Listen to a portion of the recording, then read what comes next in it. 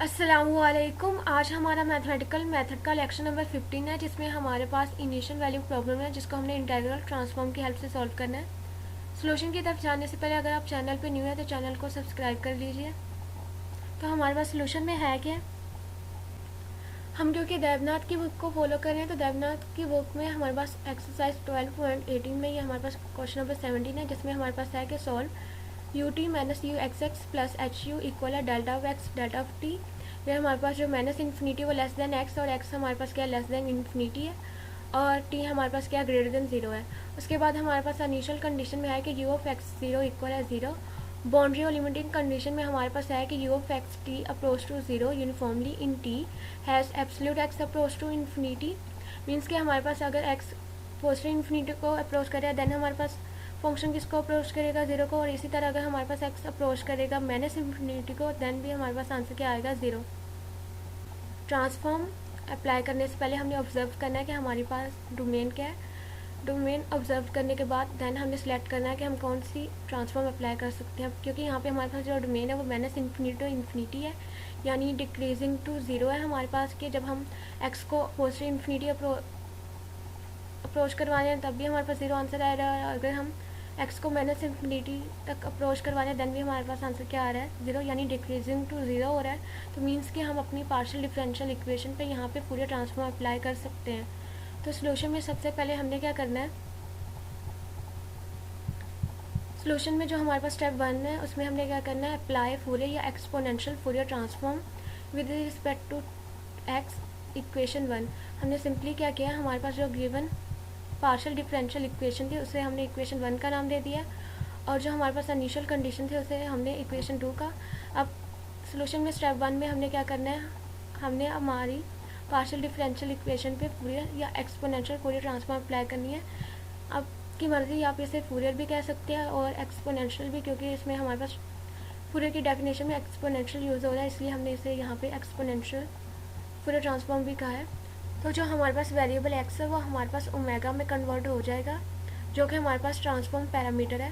तो सिंपली हमारे पास आएगा f x u t minus u x x plus h u equal है f x delta of x delta of t. अब क्योंकि हमारे पास फूरियर ट्रांसफॉर्म में लीनियरिटी होल्ड करती है, उसकी प्रॉपर्टी में हम डिस्कस कर चुके हैं, तो सिंपली हम सेपरेटली इन सब पे फूरियर अप्लाई करेंगे। अब जब हमारे पास यहाँ पे यू टी है, यानी हमारे पास जो इंडिपेंडेंट वेरिएबल वो एक है जो कि टी है, तो हम बाय लेबनीज़ रूल लिख सकते हैं कि partial over partial T Fourier of you minus Fourier of u x x plus h.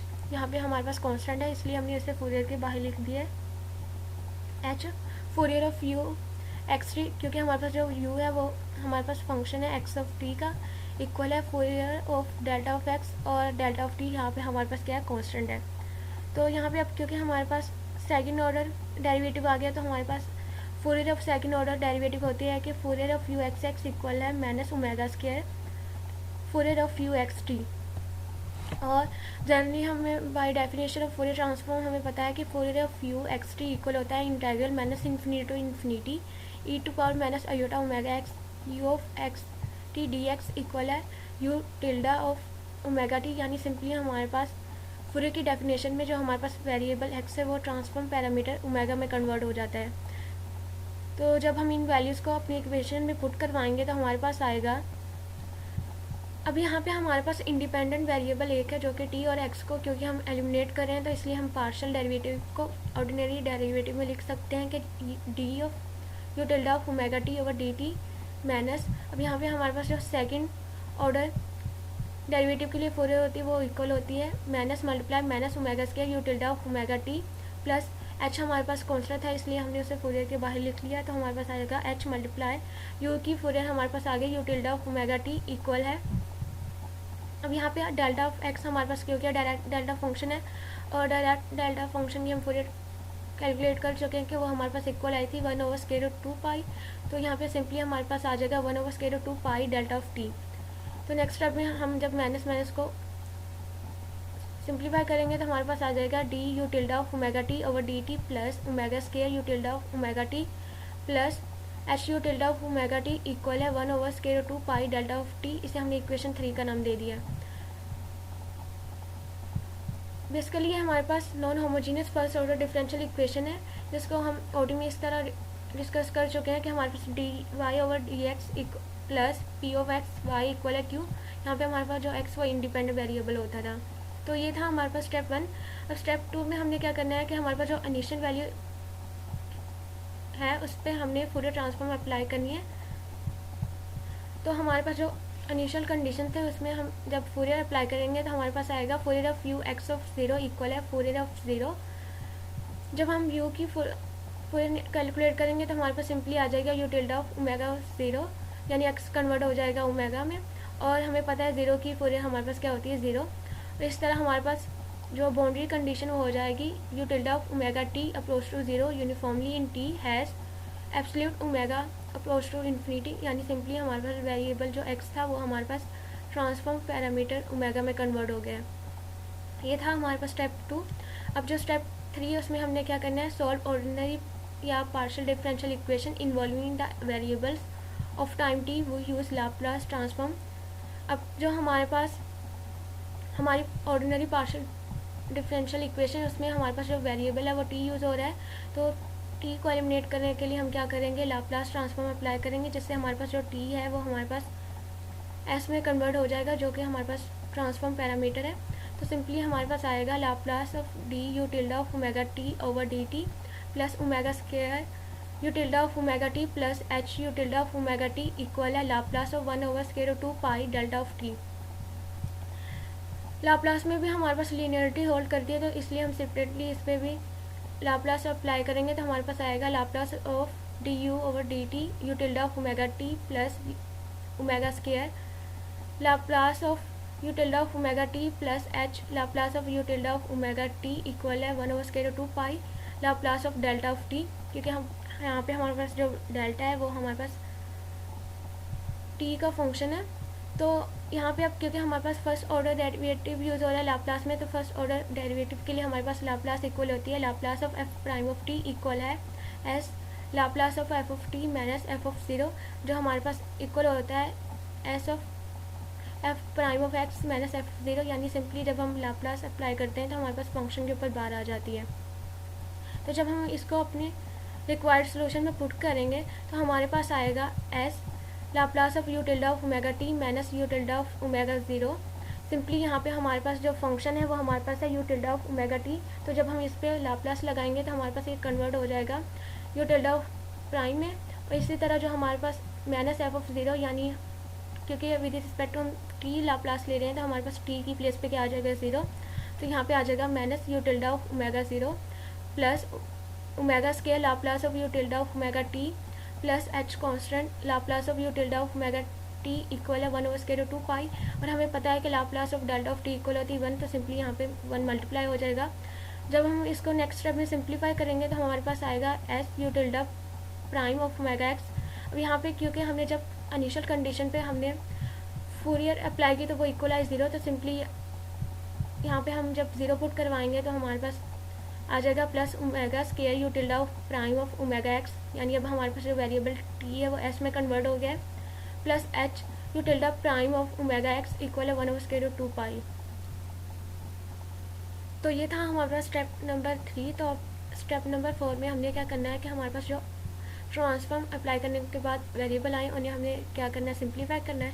तो हमने क्या करना है, इस पूरी टर्म में से यू टिल्डा प्राइम को कॉमन ले लें, तो हमारे पास आएगा you tilde prime omega x plus omega square plus H equal है 1 ओवर स्क्वायर रूट 2 पाई। तो यहाँ से जब हम सिंप्लीफाई करेंगे तो हमारे पास यहाँ पे x plus omega square plus H multiply हो रहा है, तो दूसरी तरफ जाके क्या हो जाएगा डिवाइड, तो सिंपली हमारे पास यहाँ से u tilde prime of omega x equal आ जाएगा 1 over square root 2 pi multiply 1 over x plus omega square plus h. अब हमने क्या करना है, अपनी रिक्वायर्ड सोल्यूशन पे या तो हमने first inverse Laplace transform apply करनी या हमने इन्वर्स फूरियर ट्रांसफॉर्म। लेकिन जब हम इन्वर्स फूरियर ट्रांसफॉर्म अप्लाई करेंगे तो हमारे पास कोई इक्वेशन की फॉर्म में आंसर आएगा जिसकी लाप्लास हमारे लिए थोड़ी टफ हो जाएगी, तो इसलिए हम यहाँ पे पहले इन्वर्स लाप्लास ट्रांसफॉर्म अप्लाई करें, क्योंकि लाप्लास ट्रांसफॉर्म अप्लाई करने से हमारे पास एक्सपोनेंशियल में आंसर आएगा जिसकी हम easily inverse Fourier transform calculate कर सकते हैं।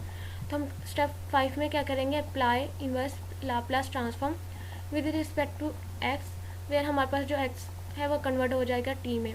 तो जब हम इन्वर्स लाप्लास ट्रांसफॉर्म अप्लाई करेंगे तो हमारे पास सिंपली आएगा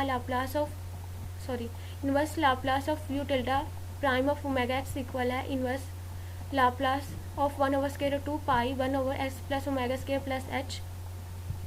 तो सिंपली हमारे पास जो यू टिल्डा ऑफ प्राइम है वो हमारे पास कन्वर्ट हो जाएगा you tilde omega of T में, यानी अब हमारे पास जो एक्स वेरिएबल वो चेंज हो गया टी में और इक्वल आ जाएगा। अब क्योंकि 1/2 पाई हमारे पास कांस्टेंट है तो ये हमारे पास लाप्लास से बाहर आ जाएगा, तो हमारे पास आएगा इक्वल 1/2 पाई। अब हमारे पास जो फंक्शन आया जिस पे हमने लाप्लास अप्लाई करनी है वो हमारे पास है 1/x plus omega square plus H. और हमें पता है कि हमारे पास जो लाप्लास ऑफ e⁻at इक्वल होती है 1/s - a। तो जब हम इस पर बोथ साइड पे इन्वर्स लाप्लास अप्लाई करेंगे तो हमारे पास आएगा Laplace of 1/x - a equal है e⁻at जो कि एक दूसरे के इन्वर्स है। तो अब यहाँ पे जो हमारे पास s और ओमेगा स्क्वायर प्लस एच के दरमियान जो साइन है वो पॉजिटिव है, तो इसको नेगेटिव करने के लिए हम क्या करेंगे, सिंपली यहाँ से माइनस कॉमन ले लेंगे तो हमारे पास आएगा 1/x minus multiply minus omega square minus H. अब यहाँ पे जो हमारे पास a की वैल्यू है जैसे कि इस फार्मूले में है वो हमारे पास है minus omega square minus H. तो सिंपली हम जब इस पर इन्वर्स लाप्लास अप्लाई करेंगे तो ये हमारे पास आ जाएगा e⁻, यानी a की प्लेस पे हमारे पास क्या आ जाएगा minus omega square minus H. तो यहाँ से जब हम माइनस को कॉमन लेंगे तो हमारे पास आएगा e⁻ omega square plus H multiply T और हमारे पास 1/2 पाई वैसे ही कॉन्स्टेंट आ जाएगा। तो ये थी हमारे पास इन्वर्स लाप्लास। अब हमने क्या करना है, इन्वर्स फोरियर ट्रांसफॉर्म अप्लाई करनी है जिसपे हमारे पास जो ट्रांसफॉर्म पैरामीटर ओमेगा वो कन्वर्ट हो जाएगा एक्स में। यह हमारे पास लास्ट स्टेप है। तो जब हम इन्वर्स फोरियर ट्रांसफॉर्म अप्लाई करेंगे दोनों साइड पे तो हमारे पास सिंपली हम सबसे पहले फंक्शन को वैसे लिखेंगे। नेक्स्ट स्टेप में जो हमारे पास यू टिल्डा है वो कन्वर्ट हो जाएगा यू ऑफ एक्स टी में, यानी हमारे पास जो वेरिएबल ओमेगा है वो कन्वर्ट हो जाएगा एक्स में इक्वल है। अब यहाँ पे क्योंकि 1/2 पाई हमारे पास कांस्टेंट है तो इसको हमने इन्वर्स फोरियर ट्रांसफॉर्म से बाहर लिख लिया है और सिंपली हम इन्वर्स फोरियर ट्रांसफॉर्म अप्लाई करेंगे e⁻ omega square plus H of T पे। अब यहाँ पे क्योंकि हमारे पास जो जिसके रिस्पेक्ट हम इन्वर्स फोरियर ट्रांसफॉर्म ले रहे हैं वो ओमेगा स्क्वायर है, तो वह हम एक्सपोनेंशियल की पावर में जो वैल्यूज है उसको सिंप्लीफाई करेंगे तो हमारे पास आएगा 1/2 pi inverse Fourier transform of e⁻ omega square t e⁻ h t. यहाँ पे जो e⁻ एच टी क्योंकि इसमें ओमेगा इन्वॉल्व नहीं है तो इसलिए हम एज अ कांस्टेंट कंसीडर करेंगे।